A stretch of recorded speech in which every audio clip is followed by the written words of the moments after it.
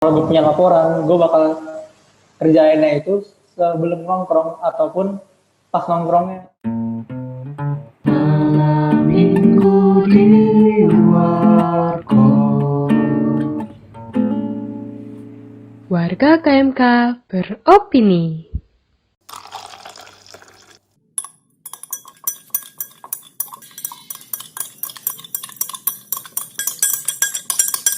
Shalom keluarga, selamat datang kembali di podcast Kemaki, podcast Warkop, Warga KMK Beropini.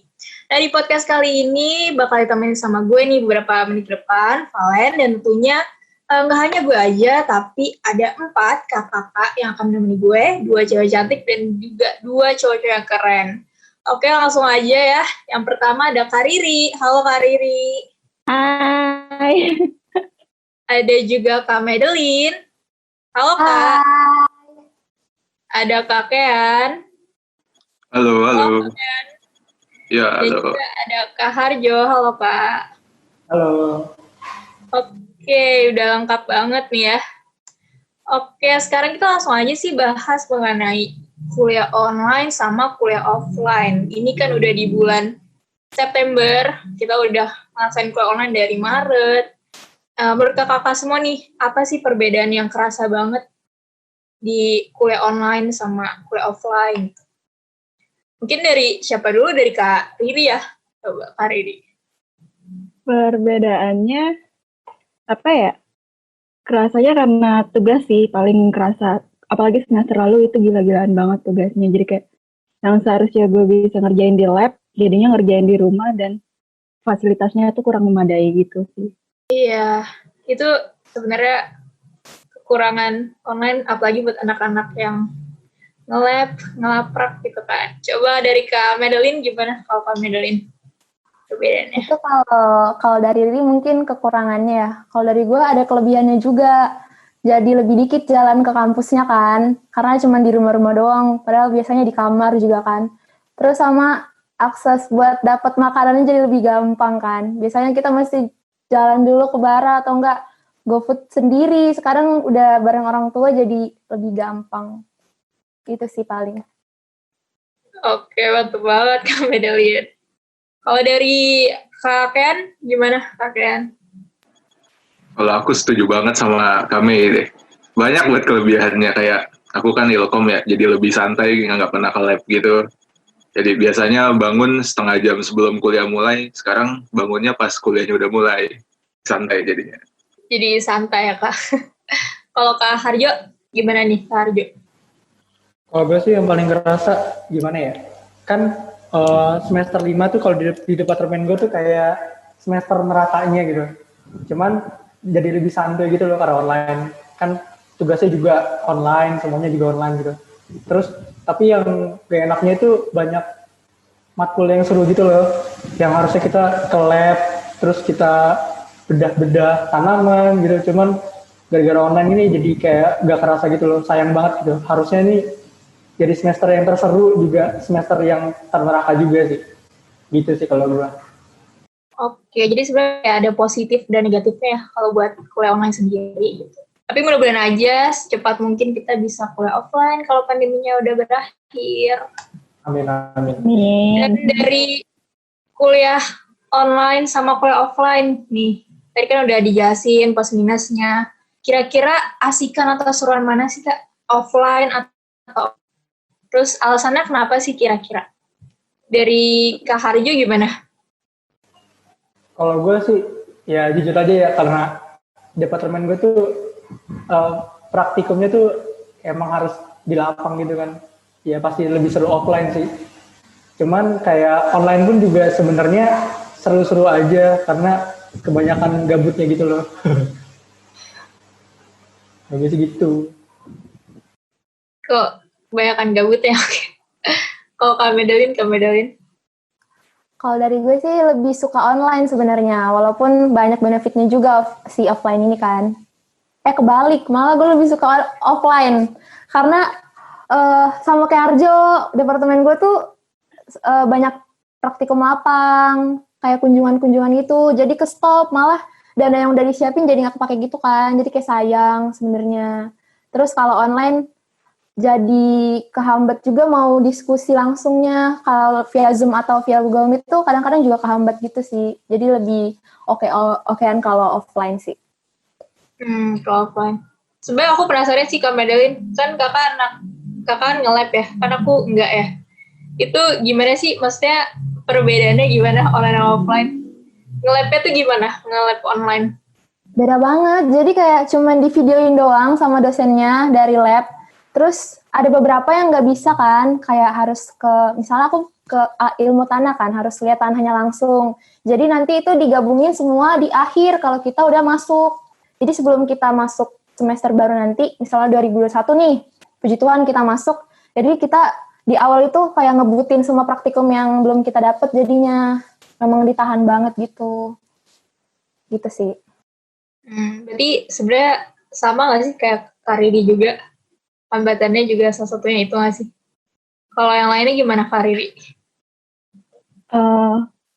Kalau gue sih jelas lebih seru offline, karena offline aja gue bego, apalagi online gitu. Lebih susah pahaminya. Terus tapi untungnya semester ini gue udah nggak terlalu banyak yang harus ke lapang sih. Jadi yang praktikum lapangnya udah semuanya di semester lalu. Jadi kalau sekarang tuh lebih ke pemahaman segala macam, lebih ke perhitungan gitu. Kalau semester lalu tuh baru yang kayak gue mesti bikin peta, bikin segala macam, itu kan mesti banyak konsultasi. Nah itu tuh kayak jadi ribet gitu sih kalau online. Mana kemarin kan kita kayak benar-benar baru kenal sistem online gitu. Jadi kayak dosennya bingung, aspeknya bingung, mahasiswanya lebih bingung lagi gitu. Ya sih benar, karena kemarin karena dadakan juga dari universitas juga belum nyiapin apa-apa gitu. Tapi kalau aku sih ngerasa di semester sekarang kayak udah better gitu sih, kayak udah tertata nggak sih? Banget, kayaknya udah bekerja keras banget nggak sih kemarin selama liburan itu dosen-dosen kita. Bener.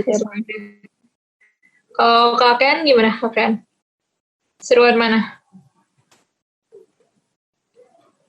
Kalau aku sebenarnya kalau kuliah ya, aku lebih seneng online gini. Karena tadi aku bilang kan santai banget. Apalagi Ilkom itu kerjaannya yang ke lab paling cuma buat ngoding, itu kan mainnya di komputer juga.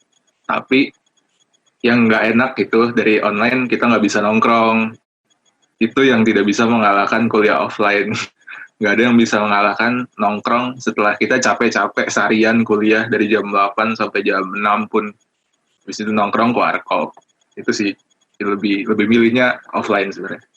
Oke, tapi sebenarnya online juga enak nggak sih Kak? Kalau udah capek kan langsung tidur kan, rebahan aja. Beda feel ya, karena kalau tidur kita biasanya tidur tetap aja capek-capek juga, stres juga. Sendirian Tapi kalau tidurnya. ya, tapi kalau nongkrong kan bisa ngata-ngatain orang, bisa julit-julitin orang. Itulah yang bikin. Sebenarnya nggak sih? Iya, jadi Intinya nggak sih, julid gitu kan? Julit. Enak lah pokoknya kalau nongkrong itu the best.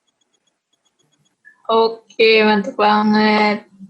Nah, kalau misalkan nih, misalkan pandemi udah berakhir, terus kita bisa kuliah offline lagi, itu bisa balik ke drama lagi, PB lagi. Hal apa sih yang paling mau dan paling pengen dilakuin? Mungkin kayak kebiasaannya waktu selama kuliah gitu. Dari Kariri? Warkop. Sama banget ya kayak ini podcastnya. Iya, kemaki banget itu tuh warkop udah. Ke warkop biasanya ngapain Kak? Ngejulitin Harjo. Nggak ada yang Bener banget nih. Harjo selalu jadi tumbal. Nah, padahal kan gue ikut warkop ya. Kenapa gue dijulitin aja? Karena nggak ada, lu tuh paling enak gitu Jo. Bukan dijulitin, dibully. Bahagian. Iya sih. Kan depan orang langsung kan, gue dibully berarti. Nah, lu membawa kebahagiaan Jo bagi semua orang. Iya, lu bahagia, gue yang sedih aja. Karjo, sabar ya Karjo. Tapi nggak apa-apa, julidnya kan di depan soalnya, bukan di belakang. Jadi nggak apa-apa ya. Maaf, gue di belakang gue juga sering ngomongin. Kalau Karjo gimana? Kalau Karjo, apa yang mau dilakuin? Sama lah, warkop lah. Itu kayak emang udah kudu ada tiap hari gitu. Nggak tiap hari juga sih. Akor juga kok tiap hari. Cuman kayak gimana ya? Kayak lu abis capek kuliah gitu, terus kayak pengen ngibahin orang atau pengen menceritakan sesuatu gitu kan, enaknya tuh warkop gitu. Kayak nggak bisa terpisahkan gitu kalau warkop. Setuju sih sama yang kayak Karidi juga kan. Emang kemaki banget tuh ya. Ya warkop Indomie jadi double ya, Jo. julid. Yoi, Indomie lagi. Ditemani Indomie di malam hari, romantis banget tuh warkop gue. Wede. Romantisnya sama Ken lu. Apa maksudnya itu? skip. Kalau Karyo tuh biasanya berapa lama di warkop? Buka sampai pagi nggak sih warkop? Sampai diusir. Sampai Biasanya tuh jam 1. Jam. Tergantung bapaknya sampai jam berapa itu. Bebas ya. Oke, kalau Kak Bedelin, apa yang pengen dilakuin? Tadi kan pertanyaannya kalau ke Dramaga. Sebenarnya gue udah di Dramaga, tapi balik lagi kan sama kayak teman-teman yang lain pengen nge-warkop. Ini kan gue udah di Dramaga nih. Warkopnya juga belum buka. Jadi memang benar-benar teman-temannya belum balik. Terus warkopnya belum buka, jadi belum bisa ngelakuin hal yang paling gue pengenin, nongkrong. Sebenarnya nggak harus di warkop juga sih. Bisa juga di tempat lain. Intinya teman-teman yang kemaki dulu deh, yang lengkap gitu. Gue pengennya teman kemaki dulu sih, baru selanjutnya teman departemen gitu. Sama sih kayak yang lain juga pengen ke warkop gitu. Memang spot-spot yang menarik kayak cuma di warkop ya? Kayaknya kita punya banyak gitu, Kak. Ada nggak tempat-tempat lain? Jadi, Oh ya, bara sih. Kalau menarik. bara gue udah lakuin. Kemarin gue udah beli lumpia basah nitip si Riri. Itu BM 5 bulan gue BM lumpia basah, bayangin. Gue nitip Riri kemarin. Bara masih ramai. Agak sepi gitu, ada juga beberapa toko yang udah tutup. Kayak udah ganti, malah ada yang dijual gitu. Oh. Kalau Pak Ken, gimana Kak Ken? Kalau aku tentu saja sama kayak yang lain, nggak ada yang mengalahkan nongkrong. Tapi kalau misalkan ya tiba-tiba nanti bisa langsung kuliah offline, yang aku lakukan pertama kali bukan nongkrong sama kemaki doang, tapi khususnya lagi keluarga pendampinganku itu. Udah lama banget nggak ketemu. Oh, Kangen. baik. Wah, yang baik.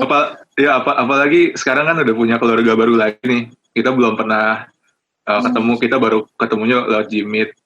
Ya, shout out buat Santa Teresia Lisiuk sama Santo Yosef Cupertino aja. Oh, anjay. Catat ya. Keluarga Keluarga lu pendampingan. banyak banget kayak. Baru 3. Lu kawin mulu atau gimana dah? Ngalahin Tabo lu, gue lihat. Oh, Harus itu. harus gimana? Harus gimana ya? Harus Poligami. menebar keturunan. Udah kayak kucing ya, suka kawin, banyak anak, banyak keluarga ya. banyak teman jadinya, banyak teman. Lagi searching for the best kan, kayak.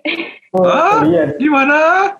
Apa? Mencari bibit. Dia Indomaret nih kayak Tidak. Indomaret. Menebar Astagfirullah. bibit. Fitnah lebih kejam dari pembunuhan. Indomaret. Sekian mau tebar tambak ya, udah 3 tambak ya. Jangan tambak. Tebar jalan. Woi, Panennya kapan? jadi sesi panennya kapan? Valen? nggak ada, udah nggak mau nyari kok, udah Oh, udah ketemu. Oh, udah ketemu. fokus jadi bapak aja. Woi, udah woi. Jadi sesi OHC-nya kakek Anu ya? Kakek Anu. Salah. Ya, anu sih. Kakean. Oke. Terus nih, aku mau nanya kan, tadi pada mau nongkrong kalau misalkan udah offline. Tapi kan ada nih stigma ya, kayak anak IPB tuh paling terkenal sama tugasnya yang banyak, terus anak-anaknya ambis banget sama organisasi, kepanitiaan, sibuk-sibuk gitu kan. Terus gimana sih kakak-kakak nih bisa ngelakuin hal-hal kayak gitu lancar gitu, nongkrongnya jalan, terus non akademiknya jalan gitu. akademiknya pun jalan gitu. Siapa kakean kali ya? Buat itu ya, organisasi sama kuliah ya. Sama nongkrong harus seimbang. Kalau aku sendiri, aku bukan termasuk anak yang ambis. Malah kan aku terbilang kayak santai banget gitu, kayak ya nggak terlalu peduli dapat nilai apapun asal lulus. Tapi tentu saja tetap berusaha memberi yang terbaik karena itu udah jadi kewajiban kan.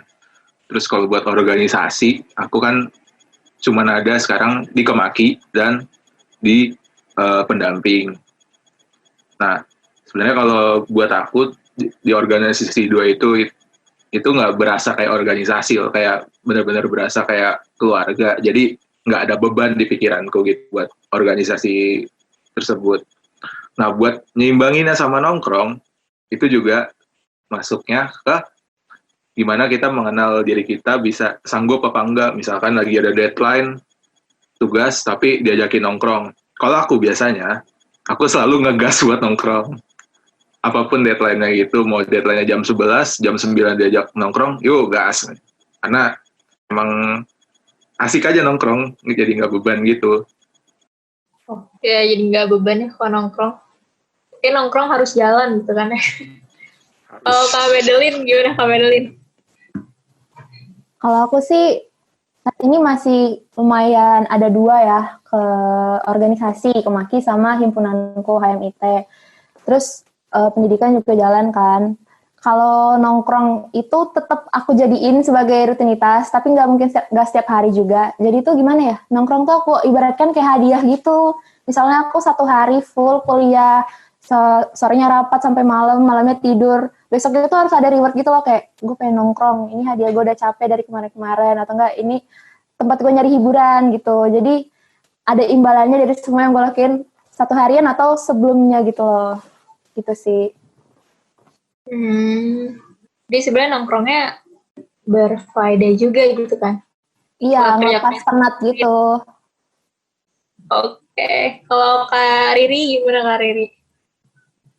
Kalau aku sih, ini konteksnya offline ya, yang kemarin ya. Kalau konteks kemarin tuh, walaupun lagi banyak tugas, sebenarnya kalau emang udah bosen gue ya udah jalan aja, main aja. Terus kayak misalnya nih, paling rapin Kemaki kan. Nah itu biasanya kalau tugasnya lagi banyak, aku bawa tugasnya ke Rapim. Jadi anak-anak suruh bantuin aku kerjain itu. Jadi kayak, woi tugas gue ini, kayak kemarin tugas peta tuh gue suruh ngewarnain banyak banget. Itu semua anak adik kalian itu, gue suruh kerjain itu. Benar. Kayak, gede banget. Udah kayak kasur gedenya. Gak ngerti lagi gue. Jadi gue harus kayak memberdayakan teman-teman yang ada, dan puji Tuhan, gue dikelilingi oleh orang-orang yang suportif. Jadi entah yang di departemen, entah yang di Kemaki, semuanya tuh kayak tahu kegiatan gue kayak gimana. Kalau misalnya emang lagi nggak bisa, pasti mereka akan bantu gitu sih. Iya, berarti anaknya kayak udah ikut organisasi, terus lingkungannya support ya, membantu sekali gitu. Kalau Kak Harjo, gimana Kak Harjo? Kalau gue sih gimana ya? Gue sih lebih fleksibel gitu, dibawa fleksibel aja. Kayak misalkan nih, 1 hari ini udah tahu nih bakal nongkrong. Nah, kalau gue punya laporan, gue bakal kerjainnya itu sebelum nongkrong ataupun pas nongkrongnya atau setelah nongkrongnya gitu. Kan nongkrong kan sampai malam. Nah, malam kan masih panjang tuh. Jadi waktunya masih banyak buat kerjain tugas gitu. Sebenarnya nggak ada gimana ya? Kalau lu mau mendapatkan sesuatu gitu, lu harus ada mengorbankan sesuatu juga gitu. Kayak misalkan lu mau nongkrong nih, tapi laporan lu nggak selesai, berarti lu harus ngerjainnya kan malam-malam gitu loh. Jadi lu ngorbanin tenaga lu gitu buat effort lebih gitu. Gitu kalau gua fleksibel aja. Asik, fleksibel. Yoi. Tapi aku mau nanya deh, sebenarnya benar nggak sih stigma anak IPB tuh ambis-ambis organisasi, kepanitiaan, terus kuliahnya padat gitu? Benar nggak sih Kak? Kalau gue sih, gue kurang tahu juga ya kalau stigma kayak gitu ya. Cuman kalau secara organisasi sih, gue kayak pengalaman pertama kali gitu loh kalau di IPB mengikuti organisasi gitu. Kalau dari masa SMA, SMP, SD, apalagi gue kayak apatis gitu sama organisasi gitu. Cuman kalau di IPB tuh kayak gimana ya, asik gitu loh kalau belajar organisasi. Jadi kayak lu learning gitu, learning by doing gitu, asik gitu. Asik. Oke. Tapi itu kan yang udah dikasih tau kakak semua kan pas offline gitu ya. Kalau pas online sendiri gimana keadaannya antara akademik sama organisasi gitu. Terus ada nggak sih dari kakak yang ikut organisasi tuh, kan tadi kayak Kak Medali kan lebih dari satu ya, ada Kemaki sama himpunan juga gitu. Itu suka bentrok nggak sih? Kayak misalkan jadwal rapat tuh juga suka bentrok gitu kan. Kalau aku pernah sih kayak bentrok gitu, tapi aku biasanya izin keluar forum duluan. Pernah kayak radifnya mendadak. Jadi tetap dilakuin dua-duanya kalau bisa setengah-setengah. Tapi kalau misalnya lagi rapat divisi, aku sama sekali ngeduluanin gitu loh rapat divisi karena kan kadifnya kan. Kalau di himpunan mungkin masih jadi anggota, jadi bisa izin duluan kayak gitu sih. Oke. Kalau menurut kakak semua beratan organisasi dan akademik pas online apa pas offline? Lebih berat mana? Beban organisasinya apa gitu? Kalau gue pribadi itu kayak apa ya? Ribetnya tuh offline, cuman kalau beban banget tuh online gitu loh. Karena kan gue kebetulan nih himpro juga kan, background. Gue masuk divisi yang berhubungan dengan olahraga gitu loh, dengan minat olahraga seni gitu. Cuman gara-gara online gini nih, proker-prokernya kan kebanyakan offline tuh kayak ada kayak gimana ya, pertandingan antar angkatan, jadi kayak sedih gitu loh. Harusnya proker ini dijalanin offline, tapi akhirnya online gitu. Terus juga harus mikir ulang gimana proker ini berjalan, tapi online gitu. Itu. Ya benar. Kalau dari kakak yang lain gimana tanggapannya? Di Kariri mungkin dari kakak. Gue mau jawab tapi lagi azan Isya. Oke. Sama ini sini azan juga.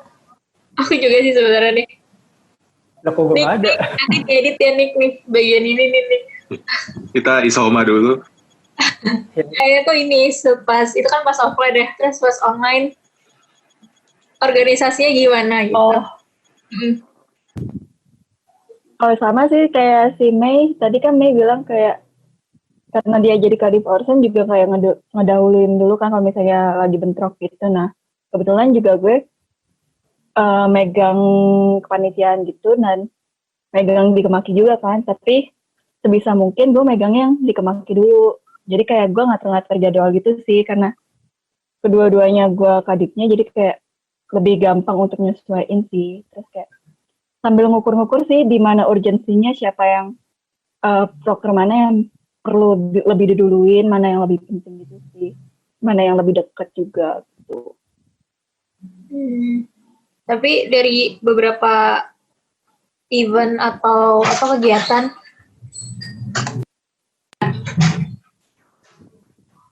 maaf nih ada orang tadi masuk. Mami diem dulu. Oke, lanjut aja. Tadi kan itu Kak Kariri kan banyak tadi kata Kariri, Kak Medalin juga sama Karja sama Kakean belum ya? Itu kan banyak kegiatan juga kan kalau misalkan di organisasi gitu. Tapi semenjak online ini kayak banyak banget kegiatan yang diganti jadi kayak webinar, terus kayak apa ya? Ya kayak event-event online gitu. Itu menurut kakak gimana tanggapannya? Apakah dia juga semenarik dan seefektif kegiatan offline gitu? Tergantung muatannya sih dan output yang pengen disampaikan. Jadi kayak di sini tuh kita kayak ditantang banget ngebikin sesuatu yang kalau misalnya lu online tetap kesampaian gitu. Nah, tapi emang pada susah sih dan di situ bikin stresnya. Plus ditambah kayak kalau offline kan kita bisa lebih nge-reach anak-anak divisi kita ya, kalau misalnya lagi ngilang kita masih bisa nanyain teman-teman kita, anak ini kemana. Nah, kalau online tuh udah kayak lepas semua gitu, jadi kayak kalau lo nggak pinter-pinter ngatur emosi lo kayak stres sendiri gitu loh. Anjir, gue ditinggalin anak divisi gue, terus kerjanya gini belum ketemu segala macam acaranya gitu. Iya sih, aku juga kayak ngerasain kayak angka Riri, ngerasain juga. Kayak ada event tiba-tiba orangnya ghosting gitu kan, gak enak banget. Bos. Kayak Ghosting. Tinder ya, bro. Kayak Tinder. Kayak Harjo anak Tinder banget nih. Anak Tinder banget, ghosting. Gitu. kalau kakak sendiri gimana kakak? Selain Kemaki ada nggak sih kak organisasi lain kakak? Nah, kalau selain kemaki yang tadi aku bilang pendamping, tapi isinya juga kemaki-maki juga. Kalau dari aku sih ya, kayak tadi aku setuju banget sama yang Harjo bilang sih, kayak lebih berat tugasnya pas offline, tapi bebannya lebih banyak kalau online. Kayak kalau offline kan berat tugasnya, tapi tetap seru, jadi kita nggak ngerasa beban gitu loh. Kayak misalkan aku kan di Kurma ya, di Kurma kan pasti harus latihan tiap hari. Aku khususnya disuruh gotong-gotong keyboard tiap latihan. Nah, walaupun berat gitu, tapi karena seru, aku nggak ngerasa beban. Tapi kalau di online sekarang, kayak kalau mau pelayanan kita nge-record sendiri-sendiri, kita ribet nge-VN-in orang ini itu, terus ngumpulinnya juga nggak pada sama, temponya susah diatur, yang gitu-gitu bikin jadi beban sih kebanyakannya. Gitu. Tapi aku juga sih kayak dari kegiatan organisasi kan itu termasuk non akademik ya. Sama akademik itu kayak lebih enjoy mana? Nggak tahu kan ada yang suka belajar kan, ada yang suka organisasi banget, akademik banget gitu.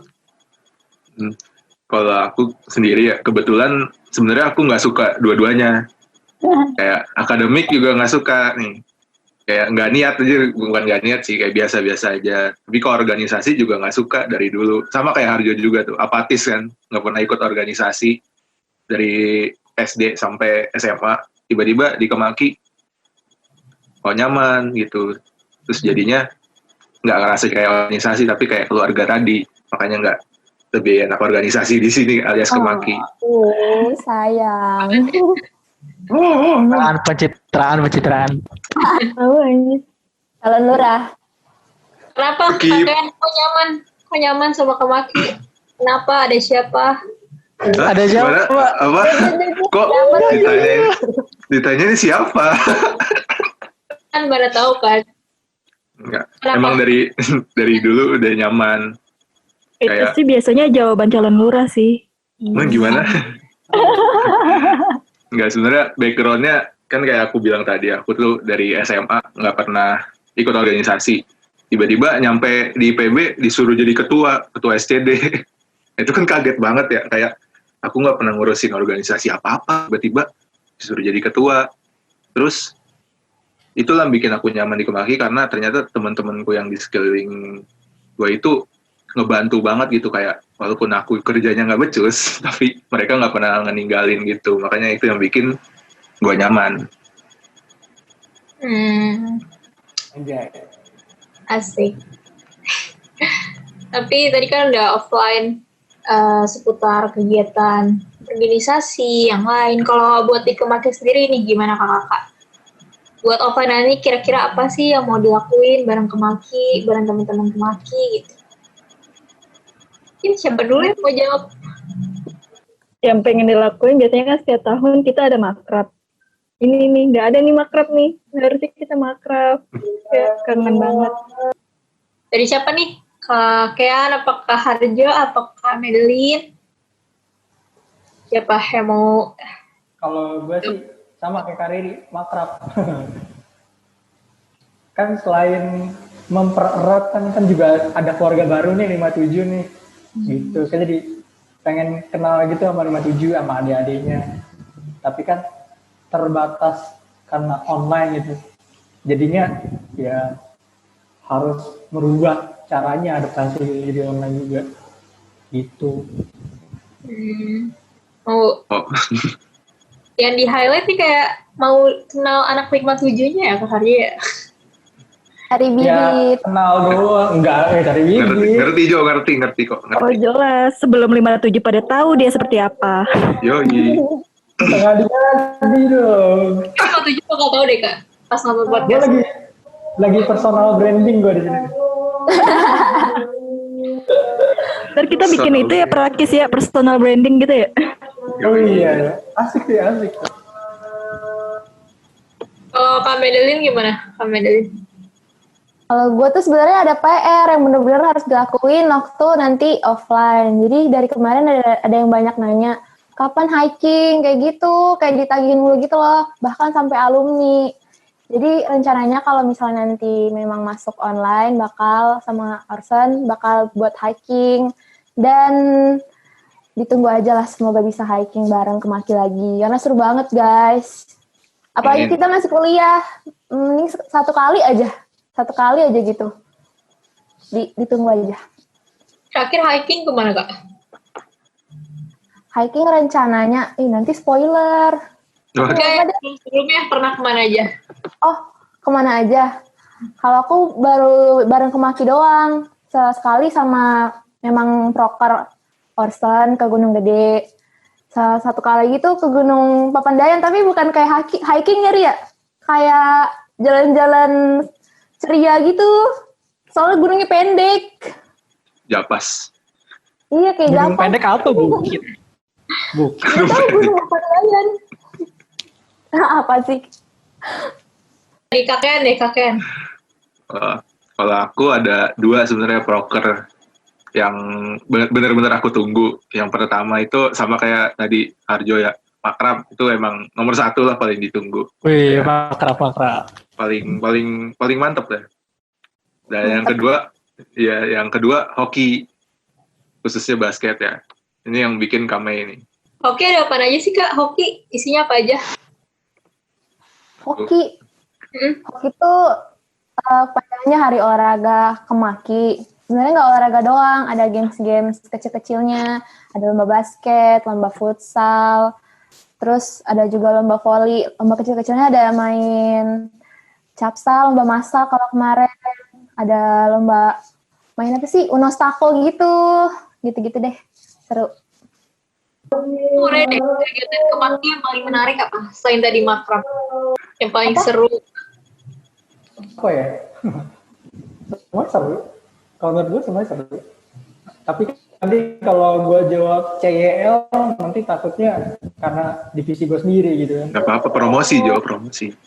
Kalau ditanya seru sih semuanya seru, tapi yang paling bermakna banget ada gue, satu, proker. Betul Kak? Itu zero guys, kayak itu tuh bener-bener titik gue merasa berguna sebagai anak Maki. Ini nih intinya gitu, kayak aduh rohani banget gue, kayak sebelumnya tuh kayak hura-hura doang, kebanyakan kita kan have fun. Jarang banget gue ikut acara kerohanian, jadi waktu ikut zero benar-benar tersentuh sih. Apalagi di luar Bogor, jadi kayak seru gitu. Mantap. Lalu ada zero nggak sih kan tahun ini kan karena corona kan sayangnya nih. Iya sayang banget, harusnya Lalu ada. ada nggak zero? Ada. Kemana tuh? Kuningan. Gua Maria apa gitu, pokoknya di Kuningan. Selama jadi kemakil baru merasa Katolik gara-gara zero kan? Iya, benar sumpah. Soalnya nggak ngerasa. Ada sama acara pendamping, itu gue merasa Katolik banget. Kalau gue yang berkesan sih sama sih kayak makrab, oke, kayaknya semua yang bareng kemaki itu berkesan sih, karena kayak bukan karena acaranya tapi karena siapanya. Ya, Kegiatan apa yang mau diakuin bareng Maki? Kan ada makrab, retret, lagi tuh hoki. Hari ini ada yang beda. fun hiking sih waktu itu belum pernah ikut, cuman ikut hiking yang bareng Mei doang, kayak cuman kita doang, itu bukan fun hiking, juga bukan prokernya Orson. Fun aja. Fun aja. Apa lagi ya? Cipa. Oh ya, Siva. Promosi. Wow. gimana Kak? Dia suka Natal Cipa? banget. Iya, Cipa online sih kayak ya kita juga berusaha memberikan yang terbaik sih sekarang maksudnya. Tapi emang lebih berasa banget kalau misalnya Cipa offline kayak kemarin tuh anak IPB kan jarang dandan ya. Terus kalau misalnya pas IPA itu mereka semua pada dandan, kayak pada so cantik semua gitu loh. Bener Terus ada banget. KMK lain juga diundang. Terus kayak lu feel the joy gitu sih bareng-bareng. Di sini lu tuh nggak sendirian gitu. Lu bisa ngerasain Natal bareng-bareng sekeluarga di IPB, nggak cuman Katolik, tapi bareng yang Kristen juga gitu. Terus kayak gue kemarin jadi choir, padus gitu. Berasa banget sih. Kan ada pasca gabungan tuh sama KMK lain. Kan kalau tahun ini tuh nggak ada kan karena corona. Gimana kalau tahun-tahun lalu? Kalau tahun lalu itu, tau gue di Puspas. Tapi gue rasa sih, nggak tahu ya, kayaknya paling seru pasca bareng pas kita 54. Soalnya itu benar-benar kita ke Rangkas Bitung, pada nginep di situ kayak kayaknya pertama kali deh paskahan bersamanya itu tuh nginep. Jadi sampai kayak semua KMK, enggak semua KMK sebogor itu tuh kayak kita jadi saling kenal. Terus emang benar-benar kita kepanitiaan bareng orang-orang yang pertama-tama kita nggak kenal tuh kayak online juga. Itu tuh kita sering rapat online. Pertama kali rapat online di situ. Terus tadi kan udah kegiatan, terus akademiknya dan segala macam. Terus kira-kira nih kembali lagi sih kayak awal udah, kalau nggak salah udah 7 bulan ya, ini September kan dari Maret. Ngerasa jenuh nggak sih kakak setelah online? Ya deh kalau gue tuh gimana ya, kayak awal-awal tuh 3 bulan pertama tuh nggak jenuh gitu, lama-lama jenuh banget gitu, kayak nggak ketemu orang, nggak ngobrol-ngobrol ya. Pokoknya sangat amat jenuh lah, sampai apa ya, sampai gimana ya, kayak pengen keluar cuman takut corona gitu. Sampai separah itu jenuhnya. Begitu. Kalau gue gitu. Kalau Kak Madeline gimana? Online kan baru mulai bulan Maret ke April ya. Kebetulan gue orang daerah kan, balik ke Jambi. Jadi bener-bener di rumah doang. Bahkan 2 minggu tuh gue bener-bener di kamar mandi doang. Karena karantin kan. Karena baru naik pesawat gitu, nggak boleh sama orang tua. Jadi di rumah sebelumnya udah dicopot wifi-nya karena nggak ada yang belajar gitu kan di rumah. Jadi pasang lagi. Ya itu sumber jenuh, biar nggak jenuh gue ya dari nonton film, lihat-lihat YouTube, Google Meet, Zoom gitu kan sama teman, baru trending gitu, baru download, terus baru zaman-zamannya apa sih, game-game itu gartik-gartikan, itu paling biar nggak jenuh, ya nggak sih? Itu doang. Iya. Gartik tuh apalagi kan. Iya kan. Kalau Kak Riri gimana Kak Riri? Kalau saya mah nggak jenuh waktu itu, saya sakit hati waktu itu karena abis kan awal-awal corona tuh. Jadi saya sakit hati dulu. Terus kayak sekarang pas liburan paling cuma nge-YouTube. Tapi untungnya aku punya 3 anjing di rumah, jadi kayak ya udah main-main sama anjing. Jadi kayak 6 dong. Harjo ngajak berantem ya. Tiga dari mana? Karena punya 3 anjing di rumah kayak nggak kehilangan Harjo gitu sih. Gue lagi. Kalau Kak Kian gimana Kak Kian? Nah, kalau aku sendiri sama sih jenuh. Kayak awal-awalnya senang justru kan. Kayak proker walaupun nggak jadi, tetap senang jadi nggak terlalu pusing. Lama-kelamaan malah lebih pusing daripada kalau offline ya. Jadinya Banyak poster. udah pusing, jenuh. Ya ada aja tapi ntar kegiatannya kayak nih si Harjo nih tiap malam minggu bikin sekte Harjo kebetulan. Sekte malam minggu Harjo. Jadi tiap malam minggu kita nih bikin Jimit. Awalnya berempat dulu nih si Harjo, terus ada namanya Rafael 55 sama Davin 55. Baru habis itu kita share di grup angkatan 55. Nah, kita tiap malam minggu tuh kalau kesepian ya join ke situ. Itu bikin seenggaknya nggak terlalu jenuh lah. dari perkuliahan offline ini, online ini? Iya, kambing hitamnya ke gua kan kayak gimana gua yang yang, gitu yang kan. bikin siapa? Yang gue tanya. Ya yang iya sih. Yang bikin siapa? Ya udah, terima aja. Ya. Oke. Tapi kalau kegiatan kemaki gimana kalau online? Ini beda lagi tuh hari ini. Beda Kan ada lagi. juga ya hari ini ya. Nah, satu lagi hari ini. Yang itu kenal sama Harjo nggak? Kenalin dulu kalau belum. Ika Ya nanti halo. Ya. Iya, Ika itu Harjo. Kamu lihat. Jadi lupa pertanyaannya tadi apa. Kemaki kalau kemaki kegiatan online ini gimana? Kalau kemaki kan, Ay, kalau di suka-suka kurma sendiri. Iya. enggak? Kalau di kurma sendiri, kita jadi nggak ada proker. Paling kita jatuhnya disuruh-suruh aja. Suruh bikin lagu, kayak intro sama outro podcast ini nih, kan yang bikin jadi kurma kemarin tuh. Terus, kalau kemarin ya kalau aku sendiri, ya join-join aja sih. Kayak ada kemarin seminarnya kerohanian, STMJ, itu ikut-ikutan aja join.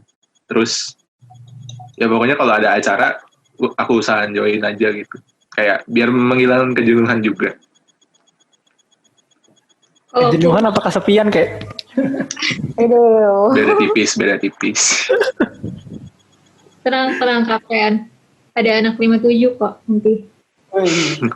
Lima bukan 57, 59 kan? 59 Gimana? kan? Itu Harjo 60 kali ya. Gila lu. 5 tahun gue di PB gile. Nggak ada yang tahu jodoh lu dapet siapa. Iya sih, siapa tahu jodoh gue masih jadi zigot kan nggak tahu. Oh, udah gila lu. Lu diporotin doang sama jodoh lu kalau kayak gitu. Iya sih, iya, gue diomong. Kapean, kurma nggak nyanyi online? Kurma nggak nyanyi online? Kalau nyanyi online ada lah ditugasin sama, tapi kita nggak ngerencanain sendiri jatuhnya. Kayak diminta nih ntar acara ini minta dong buat pengenalan Cipa kurma ya? misalkan. Hah? Cipa ya? Gimana? Ya jadi biasanya kita diminta aja sih, di request. Misalkan ada suatu proker yang butuh kurma, ya kita berusaha menyediakan gitu. Gitu paling. Tapi aku pikir kurma itu. Tapi suka latihan gitu nggak? Latihan online gitu. Nah, iya kita udah nggak pernah latihan lagi nih guys. Agak sedih juga sih. Iya, jadi suaranya jadi makin serak-serak aja. Makin kesini. Gak bisa sisu-sisu ya? Iya. Susah sih, sisu udah berat. Udah asma kalau sisu. Kariri, kalau kegiatan kemakinya yang selama online. Maksudnya Mbak suka ngumpul nggak? Suka cerita-cerita nggak? Kalau sama online sih ya kayak si Mei juga ya, kayak waktu awal-awal tuh kita gimit, gartikan gitu, terus kayak ya udah saling ngata-ngatain aja di grup gitu, terus nge-SS omongan kasar buat jadi bahan, terus ketawa lagi. Malu. Terus apa lagi ya? Tapi emang kayak gitu bikin kangen banget sih jadinya sama Kemaki, makanya kayak kemarin tuh bener-bener kayak masih bolak-balik juga kan gue di Bogor, jadi kalau bisa ketemu anak Kemaki gue pengen ketemu sih. Tuh ngangenin gila. Yang terakhir sih aku mau nanya banget nih, seberapa berpengaruh sih Kemaki gitu di kehidupan perkuliahan kakak-kakak gitu, dari yang offline dan online kan udah ngejalanin dua-duanya. Kariri nih kayaknya udah siap banget sih. Kalau siap nih. Cheesy banget gitu jawabannya. Kalau mau ngomong jujur tapi cheesy banget gitu. Cheesy aja. Keju banget, keju. Asin dong. Aw. Itu asin. Tapi emang asli sih dari awal. Mungkin sebagian besar anak Kemaki bakal ngerasain sih dari awal kita masuk ke IPB, ya emang pertama kali kita disambut sama Kemaki. Terus kayak jadi benar-benar pertama kali nyaman ya sama teman-teman di Kemaki, terus tambah lagi adik-adiknya, tambah lagi kakak-kakaknya, kayak nggak ada gap gitu sih di antara kita. Jadi kayak di saat gue susah pasti ada aja anak Kemaki yang ngebantuin. Kayak orang pertama yang bakal gue mintain tolong sih anak Kemaki sih kalau misalnya ini. Kayak kemarin aja banjir, kos gue kebanjiran nih, kos gue sama Mei kebanjiran. Itu gue minta tolongnya sama anak Kemaki. Kayak nggak ada, padahal gue bisa aja minta tolong sama teman departemen gue atau siapa gitu. Tapi kayak pengen aja gitu sama anak Kemaki. Asik. Kalau Kak Madeline gimana? Kalau Kemaki sih bener-bener back to you lagi gitu loh. Even gue di departemen mungkin 6 jam nih. Tapi di Kemakinya walaupun 2 jam tuh gue sempet-sempetin. Karena memang berpengaruh itu di gue. Kalau awal PPKU nih, kalau gue keluar tuh pasti teman-teman asrama gue tahu Kemaki gitu. Kalau gue hilang carinya Kemaki gitu. Jadi benar-benar berdampak banget, kayak udah lengket gitu loh di gue untuk teman-teman yang terdekat gue. Si Mei ini pasti Kemaki gitu. Jadi benar-benar ya ngerasa agak kehilangan sebenarnya waktu di online gini ya. Sosok gimana fisiknya gitu. Tapi kalau perhatiannya tetap ada, gila. Love banget. Asik, perhatiannya tetap ada ya Kemaki ini emang. Kalau Kak Harjo gimana Kak Harjo? Kalau gue ya, kalau mau dibicarain Kemaki seberapa besarnya pengaruh hidup gue tuh, kalau gue bilang sih besar banget ya. Tapi nggak tahu deh jawaban gue terlalu naif atau gimana. Kayak gimana ya? Kalau di IPB tuh, gue pertama kali masuk kayak udah ada stigma buruk kan tentang IPB, kayak IPB radikal lah gitu-gitu kan. Cuman nih kayak Kemaki nih jadi obatnya buat gue gitu. Jadi kayak turning point-nya gue untuk belajar berinteraksi dengan banyak orang dengan baik gitu. Dari Kemaki juga kayak gue lebih suka berorganisasi jadinya. Yang awalnya gue tuh nggak suka berorganisasi sama sekali, dan sekarang tuh jadi candu organisasi gitu loh kalau gue. Gitu. Good. Kalau Kak Ken gimana Kak Ken? Kalau di aku juga sama kayak yang lain ya, pengaruh Kemaki itu di kehidupan gue juga besar banget sih kalau bisa dibilang. Kayak Kemaki itu jadi kayak mood booster banget. Kayak sekarang jadi kehilangan sedikit lah sosok fisik mood boosternya. Walaupun emang kayak sama kayak tadi dibilang perhatiannya masih ada. Cuman beda rasanya kalau kita bisa nongkrong, kita ngumpul bareng gitu-gitu. Karena di Kemaki juga kayak Harjo bisa berkembang banget di Kemaki gitu loh. Kayak dulu aku orangnya ansos banget. Kayak ngomong sama orang aja bisa gagu gitu loh. Kayak menghindari kontak satu sama lain gitu. Tapi di Kemaki jadi ya bisa lebih terbuka. Bahkan kayak dulu gue sebenarnya sempet kayak nyesel masuk IPB karena di asrama nggak punya teman gitu, kayak nggak bisa nyari teman yang baik. Tapi ketika ke Kemaki kok temannya pada enak-enak semua, kayak kebetulan nyambung gitu, bisa-bisanya padahal kan baru kenal, kita nggak pernah ketemu sama sekali. Dan itulah jadinya setiap ada acara Kemaki pasti apapun itu kondisinya pasti selalu disempetin sebisa mungkin, karena emang Kemaki itu kayak nomor 1 banget kalau di IPB. Gitu. Tapi aku setuju sih kalau kayak Kemaki itu bisa dibilang kayak teman pertama nggak sih selama di IPB gitu kan? Karena ya kan nyari orang yang sefrekuensi, yang cocoknya lah susah. Terus dan apa ya, nggak gampang juga gitu untuk komunikasi sama orang baru gitu. Tapi kalau misalkan di Kemaki gitu kan, kayak keluarga pertama yang dikenalin waktu kita jadi maba, apalagi dari pendampingan gitu kan. Jadi kayak istilahnya ada backingannya lah gitu, backing temennya. Oke, itu aja podcast buat kali ini tentang kuliah online versus kuliah offline. Semoga tadi apa yang kita bincang-bincang nih, pembicaraannya itu bisa menambah insight dari teman-teman semua. So, gue Valen dan 4 speaker ini kita checking out. Thank you.